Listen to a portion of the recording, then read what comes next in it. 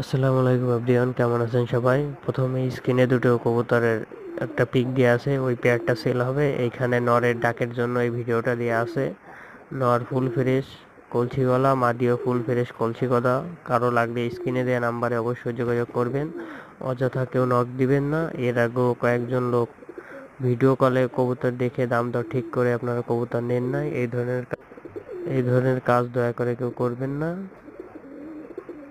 যার লাগবে শুধুমাত্র সেই স্ক্রিনে দেওয়া নাম্বারে অবশ্যই যোগাযোগ করবেন। পেয়ারটা মাশাআল্লাহ অনেক সুন্দর কোয়ালিটি আছে।